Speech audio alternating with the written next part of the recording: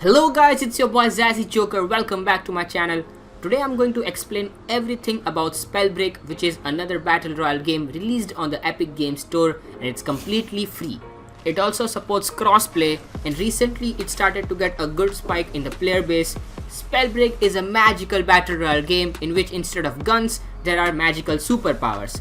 It has various elements like fire, ice, lightning, and a few more. So in this video, I'm going to explain all the basic stuff you need to know about Spellbreak. The first and the most basic thing in the game is gauntlets. When starting the game, you have to select your primary gauntlet. The primary gauntlet which you select will stay with you the entire match. You cannot change it once you select your primary gauntlet.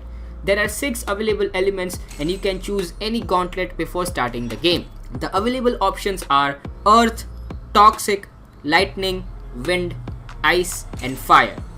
Each gauntlet has 2 abilities, the primary attack and the special ability. Inside the game you can open chest and get yourself the secondary gauntlet. So I'm going to explain again.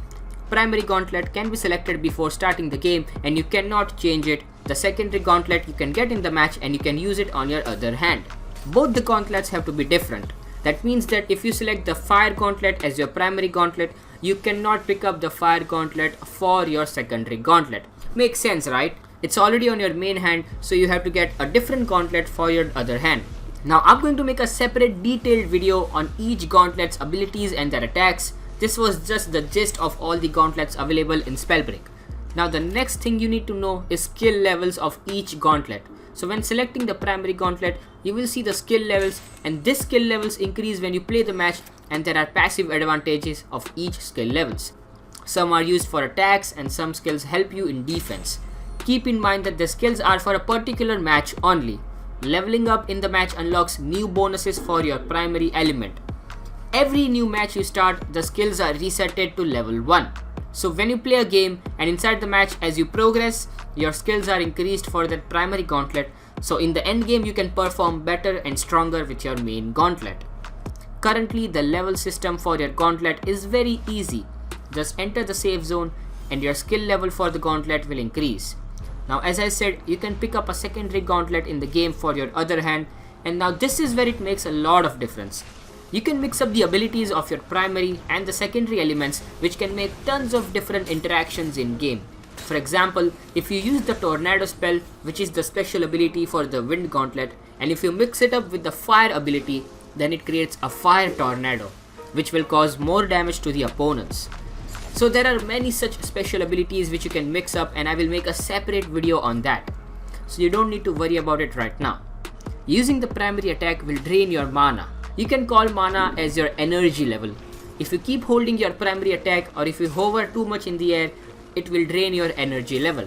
Your mana will recharge itself within 1 or 2 seconds, and you will understand that very easily when you play a few games.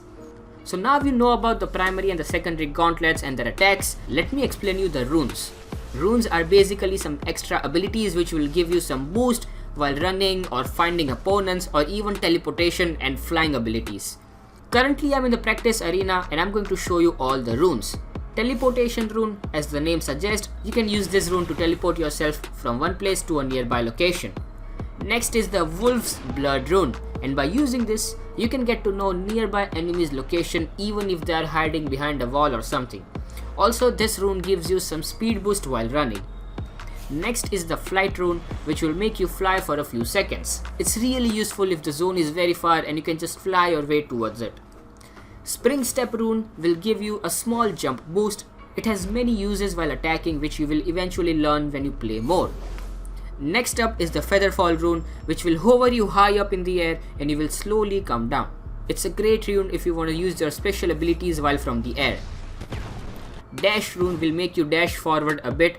No need to explain much about this rune, pretty self-explanatory. And the last rune is the invisibility rune. Again, not much has to be explained about this one. It makes you invisible for a few seconds. Keep in mind, all these runes have a small cooldown before they can be used again. So the next thing which you need to learn is about health and shields and some other stuff. You will find health potion and shield potions from the floor loot or from the chest. Amulet will increase your maximum mana, which is your energy. Belt will increase your max armor size so you can use more shields, and boots will increase your running speed. Also keep in mind that rarity makes a huge difference in everything. There are 5 rarities which are common, uncommon, rare, epic and legendary. Everything in this game has rarities. Gauntlets have rarities, runes have rarities, and even your backpacks have rarities.